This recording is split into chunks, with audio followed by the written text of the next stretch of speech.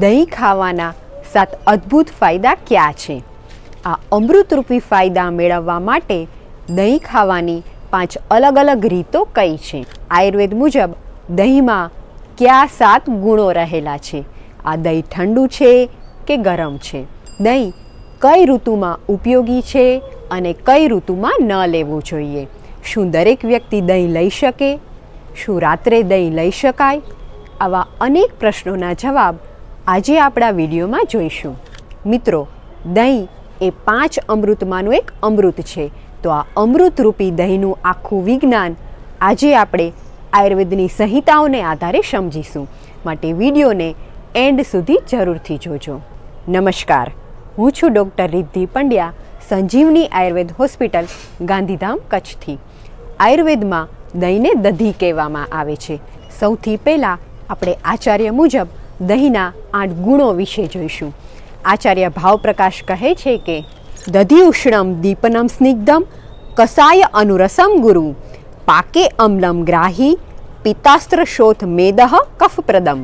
મિત્રો, આચાર્ય ચરકે દહીંને મંગલમ કહ્યું છે, એટલે કે આ દહીં શુભ કરનાર છે, મંગલ કરનાર છે. અને એટલે જ આપણે પંચામૃતમાં, ભગવાનને ભોગ ધરાવવામાં આ દહીંનો ઉપયોગ કરીએ છીએ. જ્યારે પણ આપણે કોઈ શુભ કામ માટે બહાર જઈએ છીએ ત્યારે દહીં અને સાકર ખાવાનો રિવાજ દહીંના આ મંગલમ નામના ગુણને આભારી છે. આયુર્વેદ મુજબ દહીં ઉષ્ણ એટલે કે ગરમ પ્રકૃતિનું છે. મોટે ભાગે આપણે એવું માનીએ છીએ કે દહીં ઠંડુ છે, પણ આયુર્વેદ મુજબ દહીંની તાસીર ગરમ છે. તે દીપનમ એટલે કે ભૂખ લગાડનાર છે, ખોરાકમાં રુચિ જગાડનાર છે. તે સ્નિગ્ધ એટલે કે શરીરમાં ચિકાસ કરનાર છે. તે ગુરુ એટલે કે પચવામાં ભારે છે. પાકે અમ્લમ એટલે કે પચી ગયા પછી તે શરીરમાં ખાટા રસવાળું થઈ જાય છે. તે ગ્રાહી છે. ગ્રાહી એટલે કે તે મળને બાંધનાર છે. અને તેના આ ગુણને કારણે જ આપણે આ દહીંનો ઉપયોગ જ્યારે અતિશય ઝાડા થયા હોય ત્યારે કરીએ છીએ. તે શરીરમાં પિત્તદોષ, સોજા, મેદ એટલે કે ચરબી અને કફને વધારનાર છે. દહીંના ગુણો વિશે જોયા પછી હવે આપણે આચાર્ય મુજબ દહીંના 7 અદ્ભુત ફાયદા જોઈએ. મૂત્રકૃત છે પ્રતિશ્યાયે શીતગે વિષમ જ્વરે અતિસારે અરુચોકાર્ષે શસ્યતે બલ શુક્રકૃત. મિત્રો, સૌથી પહેલાં તો દહીં મૂત્રકૃત એટલે કે જેમને પેશાબમાં બળતરા થતી હોય, પેશાબ અટકીને આવતો હોય, પેશાબમાં દુખાવો થતો હોય, તેમના માટે ખૂબ ઉપયોગી છે. બીજા નંબરે શીતગે વિષમ જ્વરે એટલે કે ખૂબ ઠંડી લાગતી હોય અને ઠંડી લાગીને જો તાવ આવતો હોય તો તેમાં દહીં લેવાથી ખૂબ સારો ફાયદો થાય છે. નંબર 3 પ્રતિશ્યાયે એટલે કે શરદીમાં દહીં લેવાથી ખૂબ સારો ફાયદો થાય છે.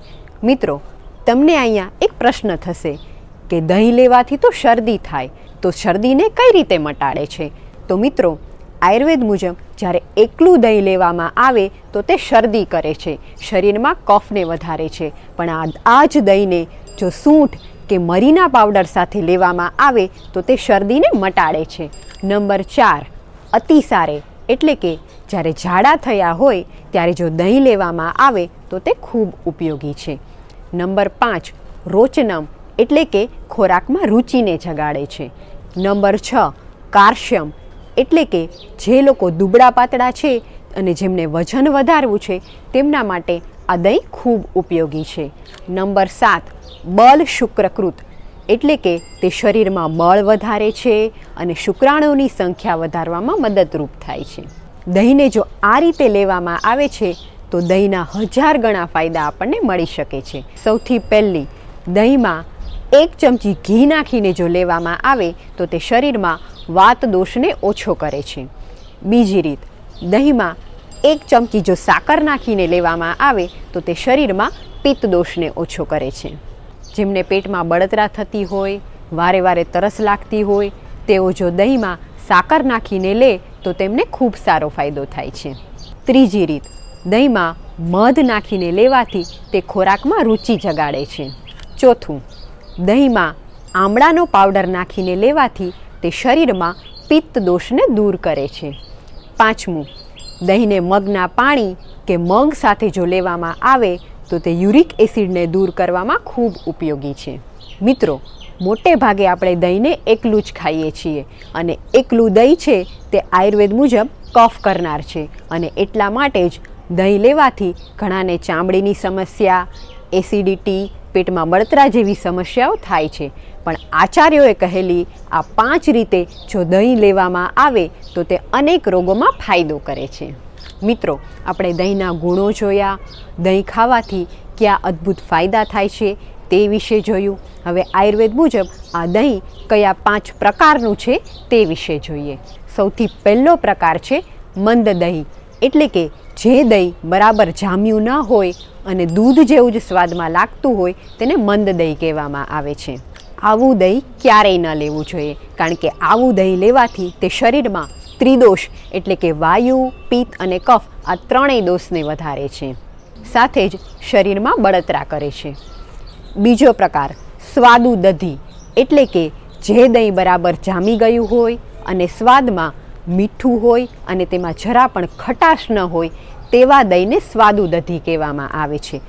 આવું દહીં ખાવું બધા જ માટે સૌથી બેસ્ટ છે. ખાસ કરીને પિત્ત પ્રકૃતિવાળા માટે આવું દહીં લેવાથી ખૂબ સારો ફાયદો થાય છે. ત્રીજો પ્રકાર સ્વાદુ અમ્લ દધી, એટલે કે જે દહીં સ્વાદમાં થોડુંક મીઠું હોય અને સાથે જ થોડોક ખટાશનો ભાગ પણ હોય તેવા દહીંને સ્વાદુ અમ્લ દધી કહેવામાં આવે છે. આવું દહીં વાયુ અને કફ પ્રકૃતિવાળા માટે ખૂબ ઉપયોગી છે. ચોથો અને પાંચમો પ્રકાર અમ્લ દધી અને અતિ અમ્લ દધી, એટલે કે ખાટું અને અતિશય ખાટું દહીં. મિત્રો, આ ખાટા દહીંનો ઉપયોગ ક્યારે પણ ન કરવો જોઈએ, કારણ કે ખાટું દહીં ખાવાના નુકસાન વિશે આચાર્ય કહે છે કે રક્તવાત પિત્ત કરમ પરમ, એટલે કે આ બંને પ્રકારના જે દહીં છે તે શરીરમાં લોહીનો બગાડ કરે છે, સાંધાના દુખાવા કરે છે, વાયુ, પિત્ત અને કફ આ ત્રણેય દોષોને શરીરમાં વધારે છે. માટે ખાટા દહીંનો ઉપયોગ કોઈ પણ વ્યક્તિઓએ ન કરવો જોઈએ. દહીં કઈ ઋતુમાં લેવું જોઈએ અને કઈ ઋતુમાં ન લેવું જોઈએ, તો આચાર્ય આ બાબતે કહે છે કે હેમંતે શિશિરે ચાપી વર્ષાશુ દધી સસ્યતે. આ દહીં શિશિર અને હેમંત ઋતુ એટલે કે શિયાળામાં લેવું સૌથી બેસ્ટ છે અને સાથે જ ચોમાસામાં પણ જો તેનો ઉપયોગ કરવામાં આવે તો તે ખૂબ સારો ફાયદો થાય છે. મોટા ભાગે આપણે એવું માનીએ છીએ કે દહીં તો ઠંડુ છે માટે શિયાળામાં તો ન જ લેવાય, પણ આચાર્યોએ તેને શિયાળામાં લેવાનું કહ્યું છે. શા માટે? તો આ દહીં પચવામાં ભારે છે અને શિયાળામાં આપણી પાચન શક્તિ ખૂબ મજબૂત હોય છે. માટે જ જો આ શિયાળામાં દહીં લેવામાં આવે તો તેના બધા જ ફાયદા આપણે મેળવી શકીએ છીએ. સાથે જ આ દહીં ઉષ્ણ એટલે કે ગરમ પ્રકૃતિનું છે અને શિયાળામાં ઠંડીની ઋતુ હોવાથી આ દહીં લેવાથી ખૂબ સારો ફાયદો થાય છે. શિયાળામાં દહીં લેવાથી જો શરદી ઉધરસની તકલીફ થતી હોય તો તેના પાછળ એક જ વસ્તુ જવાબદાર છે કે મોટા ભાગે દહીંને એકલું લેવામાં આવે છે અને પાચન શક્તિનો વિચાર કર્યા વગર જ લેવામાં આવે છે. માટે જો પાચન શક્તિનો વિચાર કરીને અને આયુર્વેદમાં કહેલી રીત મુજબ જો શિયાળામાં દહીં લેવામાં આવે તો તે ખૂબ સારો ફાયદો કરે છે. હવે કઈ ઋતુમાં દહીં ન લેવું જોઈએ? તો આચાર્ય કહે છે કે વસંત ઋતુમાં દહીં ન લેવું જોઈએ, કારણ કે આયુર્વેદ મુજબ દહીં કફ વધારનાર છે અને વસંત ઋતુમાં આપણા શરીરમાં કફ વધે છે અને એટલે જ આ વસંત ઋતુ દરમિયાન દહીંનો ઉપયોગ ન કરવો જોઈએ. સાથે જ શરદ ઋતુ અને ગ્રીષ્મ ઋતુ એટલે કે ભાદરવા મહિના દરમિયાન અને ગરમીની ઋતુમાં મે મહિનામાં દહીંનો ઉપયોગ ન કરવો જોઈએ, કારણ કે દહીં ઉષ્ણ એટલે કે ગરમ પ્રકૃતિનું છે અને આ બંને ઋતુમાં શરીરમાં પિત્ત દોષ વધે છે. માટે જ શરદ અને ગ્રીષ્મ ઋતુમાં દહીંનો ઉપયોગ ટાળવો જોઈએ. દહીંના ગુણો, દહીં ખાવાથી થતા ફાયદા, દહીં લેવાની રીતો અને દહીં કઈ ઋતુમાં ઉપયોગી છે તે જાણ્યા પછી હવે આપણે એ જોઈએ કે દહીં લેતી વખતે કઈ કઈ બાબતો ધ્યાનમાં રાખવી જોઈએ. આચાર્ય ચરકે તેમની ચરક સંહિતામાં દહીં લેવાના કેટલાક નિયમો આપ્યા છે, જેમાં આચાર્ય જણાવે છે કે ન નક્તમ દધી ભુંજિત ન ચાપ્ય ઘૃત શર્કરમ ના મુદ્ગયુષમ નાક્ષોદ્રમ નોષણમ નામ લકેર વિના. સૌથી પહેલી વસ્તુ છે કે દહીંને રોજ ક્યારેય ન લેવું જોઈએ. તમને પ્રશ્ન થશે કે એવું કેમ? તો આયુર્વેદ મુજબ દહીંમાં અભિસંધિનો એક ગુણ છે. અભિસંધિ એટલે કે તે શરીરમાં ચિકાસ વધારે છે, કફને વધારે છે અને નસ નાડીને બ્લોકેજ કરે છે. અને એટલા માટે જ આચાર્યોએ દહીંને રોજ લેવાની ના પાડી છે. બીજો નિયમ કે દહીંને રાત્રે ક્યારેય ન લેવું જોઈએ, કારણ કે આયુર્વેદ મુજબ આપણી પાચન શક્તિનો સંબંધ સીધો સૂર્ય સાથે છે. જેમ જેમ સૂરજ તપે તેમ તેમ આપણી પાચન શક્તિ મજબૂત બને છે અને સૂર્યાસ્ત પછી આપણી પાચન શક્તિ ખૂબ નબળી હોય છે. આ દહીં પચવામાં ભારે છે અને એટલા માટે જ સૂર્યાસ્ત પછી દહીંનો ઉપયોગ ન કરવો જોઈએ. ત્રીજો નિયમ કે દહીંને ગરમ કરીને ક્યારેય ન લેવું જોઈએ. મિત્રો, આજકાલ ઘણા બધા શાકમાં ગ્રેવી બનાવવા માટે દહીંને ઉમેરવામાં આવે છે, દહીંને ગરમ કરવામાં આવે છે, પણ આયુર્વેદ મુજબ જ્યારે ગરમ કરીને દહીં લેવામાં આવે છે ત્યારે તે લોહીનો બગાડ કરે છે, ચામડીનો રોગ કરે છે અને શરીરમાં અતિશય ગરમીને વધારી દે છે. ચોથો નિયમ, દહીંને એકલું ક્યારેય પણ ન લેવું જોઈએ. એકલું દહીં લેવાથી તે શરીરમાં કફને વધારનાર છે, માટે હંમેશા દહીંને ઘી, સાકર, મધ, આમળાનો પાવડર કે મગના ઓસામણ સાથે જ લેવું જોઈએ. પાંચમો નિયમ, દહીંમાં મીઠું નાખીને ક્યારેય ન લેવું જોઈએ. તમને એમ પ્રશ્ન થશે કે એવું કેમ? તો આયુર્વેદ મુજબ મીઠું ગરમ પ્રકૃતિનું છે, દહીં પણ ગરમ પ્રકૃતિનું છે, માટે બંને ગરમ વસ્તુ જ્યારે સાથે લેવામાં આવે છે ત્યારે તે શરીરમાં ખૂબ ગરમીને વધારી દે છે, પિત્ત દોષને વધારી દે છે. માટે દહીંમાં મીઠું નાખીને તેનો ઉપયોગ ક્યારેય ન કરવો જોઈએ. મિત્રો, મારી ઓપીડીમાં ઘણા બધા પેરેન્ટ્સ એમના બાળકોને લઈને આવતા હોય છે. તેઓ એક વસ્તુ ખાસ કહે છે કે મારા દીકરા કે દીકરીને જમવામાં દહીં તો જોઈએ જ, શાક ના આપો તો ચાલે પણ દહીં તો જોઈએ જ. તો આવા દરેક પેરેન્ટ્સને મારી વિનંતી છે કે બાળકોને રોજ દહીં ન આપવું જોઈએ. જો બાળક દહીંની જીદ કરે તો આ દહીંને ઝેરીને તેને ઘોળવું બનાવીને જ આપવું જોઈએ, કારણ કે એકદમ જામેલું દહીં રોજ બાળકને આપવાથી તે બાળકોમાં કફની સમસ્યાને વધારી દે છે, તેને વારે વારે શરદી ઉધરસની સમસ્યા કરે છે. દહીંના નિયમો જાણ્યા પછી હવે એ જોઈએ કે કયું દહીં ખાવું સૌથી બેસ્ટ છે. તો મિત્રો, બજારના કે પેકેટમાં મળતા રેડીમેડ દહીં લેવા કરતાં જો ઘરે દહીં બનાવવામાં આવે તો તે સૌથી બેસ્ટ છે. તેમાં પણ જો રાત્રે મેળવેલું દહીં સવારે ઉપયોગ કરવામાં આવે અને સવારે મેળવેલા દહીંમાંથી છાશ બનાવી તેનો રાત્રે ઉપયોગ કરવામાં આવે તો તે ખૂબ સારો ફાયદો કરે છે. તેમાં પણ ગાયના દૂધમાંથી જો દહીં બનાવીને લેવામાં આવે તો તે આખા પરિવાર માટે ખૂબ ઉપયોગી બને છે. મિત્રો, કોઈ પણ વસ્તુ અમૃત પણ નથી અને ઝેર પણ નથી. જે વસ્તુ કોઈ એક વ્યક્તિ માટે અમૃતનું કામ કરે છે તે જ વસ્તુ બીજી વ્યક્તિ માટે ઝેર સમાન છે.